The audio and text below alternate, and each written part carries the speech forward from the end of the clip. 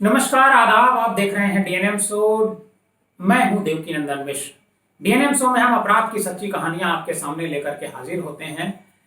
अगर आपको हमारी ये कहानी पसंद आती है तो हमारे इस चैनल को सब्सक्राइब कीजिए और ये जो कहानी होती है इसे अपने दोस्तों को भी भेजिए ताकि वो भी इस कहानी का आनंद ले सकें।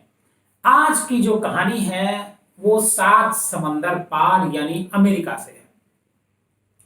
अमेरिका का एक कैंसास शहर होता है और कैंसास शहर में एक सीरियल किलर होता है। उस सीरियल किलर की हम आज कहानी बताएंगे जिसे बाइन टार्चर किलर वहां के पुलिस ने उसका नाम दिया था और वहां के लोगों ने भी इसका नाम बाइन टार्चर किलर दिया था। बात 25 फरवरी 2005 की है। अमेरिका का कैंसास शहर, वहां के जो पार्क सिटी इलाका होता है वहां से एक बुजुर्ग एक गाड़ी चलाते हुए जा रहा होता है। पुलिस उस गाड़ी को रोकती है और जो बुजुर्ग होता है उसे गाड़ी से उतरने को कहती है। वो मना करता है, वो अपने आईडी कार्ड वगैरह दिखाता है लेकिन पुलिस नहीं मानती है और उसे उतारती है। उतार करके उसे पकड़ करके थाने ले जाती है। बहुत सामान्य सा मासूम सा दिखने वाला ये व्यक्ति एक सीरियल किलर होगा ऐसा पुलिस ने भी नहीं सोचा था, क्योंकि गिरफ्तारी के वक्त उसका जो व्यवहार था वो बेहद सामान्य था। ऐसा लग रहा था कि बहुत ही सामान्य व्यक्ति है। पुलिस उसको गिरफ्तार कर लेती है थाने ले जाने के बाद, और जब इसके बारे में पता करती है तो पता यह चलता है कि पुलिस को इस शख्स की 30 साल से तलाश थी।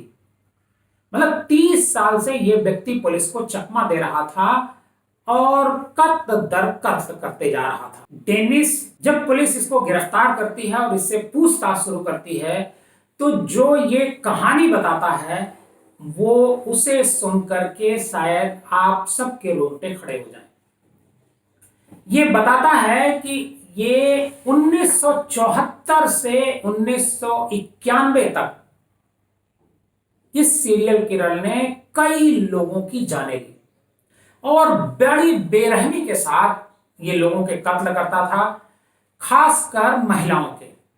और जब महिलाओं का ये कत्ल करता था तो उनके जो अंडर गारमेंट्स होते थे उसे वो चुरा लेता था और बाद में उसे वो पहना करता था, ऐसा बताया गया है।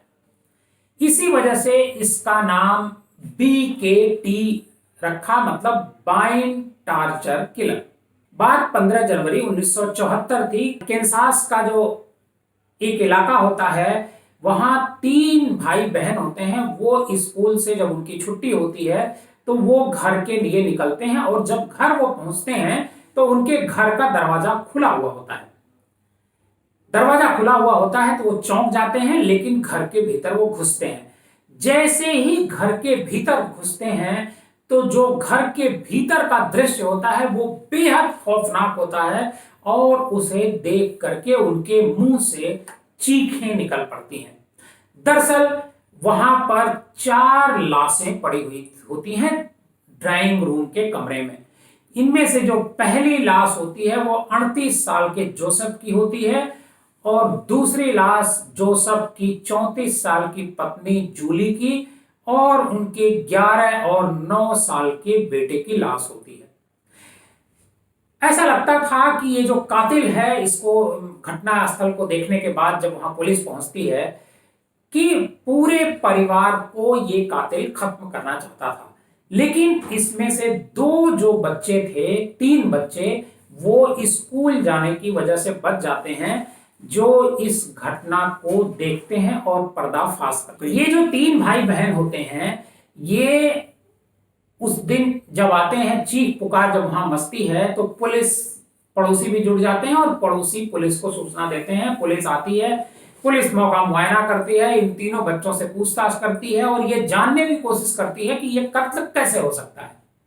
लेकिन कोई जानकारी इन बच्चों से नहीं मिल पाती है। ये तीनों ये भी नहीं बता पाते हैं कि उनके परिवार की कहीं किसी से दुश्मनी भी रही होगी। बहरहाल जब इन तीनों को ऐसा लगता है कि हमको खुद भी कोशिश करनी चाहिए इस जो अपराधी है उसे तलाशने की। ये तीनों प्रयास शुरू कर देते हैं और 1 महीने बाद उस हत्यारे के घर पर पहुंच जाते हैं। और जब घर पे पहुंचते हैं तो जैसे ही ये भाई बहन वहां पहुंचते हैं दो, तो वो सरेंडर करने के लिए इनको बोलता है और कहता है अगर तुम सरेंडर नहीं करोगे तो हम तुम पर गोली चला देंगे। उसके बाद जब दोनों सरेंडर कर जाते हैं तो केविन से अपनी बहन को वो कहता है कि तुम इसे बांध दो। केविन उस अपनी बहन को उसके घर में बांध देता है, एक कमरे में, एक दीवार से।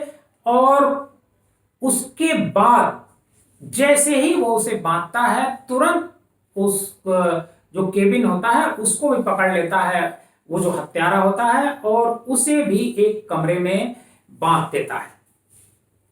और केविन छुड़ाने की कोशिश करता है तो उस दौरान जो हत्यारा होता है वो उसके सिर में 2 गोलियां दाग देता है और तुरंत वहीं मौके पर केविन की मौत हो जाती है। जो दूसरे कमरे में उसकी जो बहन होती है कैथरीन, उसको वो काफी मारता पीटता है जाकर के और मारने पीटने के बाद उसे धमकी देता है और गला भी दबाता है। लेकिन वो किसी भी तरीके से छूट करके वो एक दूसरे कमरे में जाती है और अपने को बंद कर लेती है अंदर से दरवाजा और पुलिस को सूचना देती है। पुलिस जब तक वहां पहुंचती है तब तक जो हत्यारा होता है डेनिस वो मौके से फरार हो जाता है। पुलिस दरवाजा तोड़ करके जो कैथरीन होती है उसे बाहर निकालती है, लेकिन तब तक उसकी मौत हो जाती है, मतलब कैथरीन जिंदा नहीं बचती है। इस घटना के बाद पुलिस को इतना सुराग लग गया कि जो हत्यारा है वो इसी घर में रहता है। पुलिस इलेक्ट्रॉनिक सर्विलांस के जरिए, मोबाइल इलेक्ट्रॉनिक सर्विलांस के जरिए और मुखबिरों के जरिए इसकी तलाश शुरू कर देती है। लेकिन इसके बाद भी वो जो सीरियल किलर होता है वो उसकी तलाश पूरी नहीं हो पाती है, मतलब पुलिस उसे गिरफ्तार नहीं कर पाती है। इसके बाद अचानक एक दिन जो हत्यारा होता है, जो डेनिस होता है, वो पुलिस को ये हार्ड एक फ्लॉपी बना करके भेजता है और उसमें जो मर्डर की तस्वीरें होती हैं वो बहुत सारा उसमें डालता है, जो जो उसने मर्डर किए होते हैं, जो उसके पास हथियार होता है। और कई तस्वीर ऐसी होती है जिसमें वो मर्डर करते हुए नजर आता है। पुलिस जब उसको देखती है तो यकीन हो जाता है पुलिस को कि ये कौन है। पुलिस उसकी तलाश में जुटती है, लेकिन फिर भी उसे पुलिस पकड़ नहीं पाती है और उसके जगह जगह पूरे शहर के भीतर पोस्टर भी चिपका दिए जाते हैं। जो कैंसास की पुलिस होती है वो पूरी तरह से इसकी तलाश में जुट जाती है और एक दिन ऐसा आता है कि जब वो नजर आता है, वो दिन होता है 25 फरवरी 2005 और उसे गिरफ्तार कर लिया जाता है। पुलिस उसके खिलाफ मुकदमा दर्ज करती है और मुकदमा दर्ज करने के बाद 2005 में ही उसको सजा सुनाई जाती है, जो आजीवन कारावास की सजा होती है। पुलिस पूछताछ में पता चला कि ये जो 70 साल का शख्स है ये पहले फौज में काम करता था और फौज से रिटायर होने के बाद या उससे पहले ही ये अपराध की दुनिया में आ चुका था। इस महिलाओं से शुरू से जब बचपन में था तभी से महिलाओं से इसको बहुत चिढ़ हुआ करती थी और वही चिढ़ आगे चल करके महिलाओं के खिलाफ इसके मन में जहर भर गया और ये महिलाओं का चुन चुन करके मर्डर करने लगा। ये करीब 50 से ज्यादा मर्डर इसने किए और किसी मर्डर में इसने कोई सबूत नहीं छोड़ा। इसे तब पकड़ा जा सका जब इसने खुद अपने जो मर्डर की जो तस्वीरें थी, खुद की जो तस्वीर थी, वो इसने खुद पुलिस के पास भेजा। फौज की जब इसने नौकरी छोड़ी, नौकरी छोड़ने के बाद ही ये काम इसने शुरू किया। फौज से जब इसके बारे में पुलिस ने जानकारी की तो पता चला कि फौज में भी जो इसकी जो हरकतें थी, जो इसका व्यवहार था लोगों के साथ, वो अच्छा नहीं था।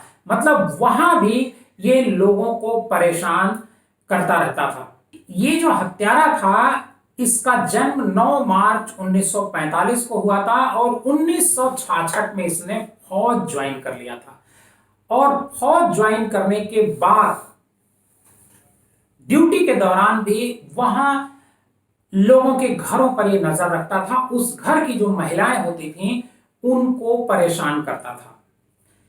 कई बार इसकी शिकायत भी हुई और इसके खिलाफ फौज में भी एक मुकदमा चला। बाद में इसे फौज से हटना पड़ा था।